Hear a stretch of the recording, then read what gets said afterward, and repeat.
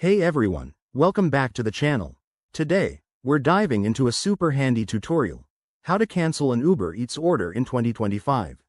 Whether you accidentally tapped place order or just changed your mind, I'll guide you through the process step by step.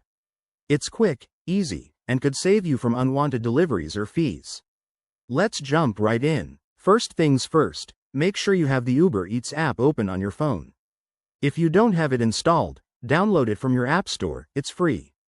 Once you're in, head to the Orders tab at the bottom of the screen. This is where all your current and past orders are listed. Next, find the order you want to cancel. Look for the one that's still active, meaning it hasn't been picked up or delivered yet. Tap on that order to open its details. Now, scroll down until you see the Cancel Order button.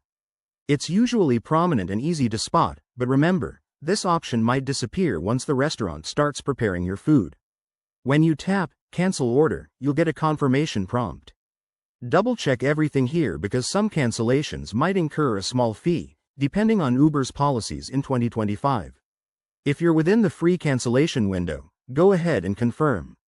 Your order will be canceled, and you'll see a notification confirming it.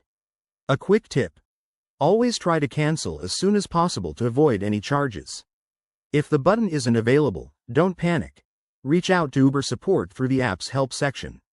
They can assist with late cancellations or refunds. And there you have it. Canceling an Uber Eats order in 2025 is straightforward when you know the steps. If this video helped you out, hit that like button, subscribe for more everyday tech tips, and drop a comment below if you have questions. Thanks for watching, and I'll see you in the next one.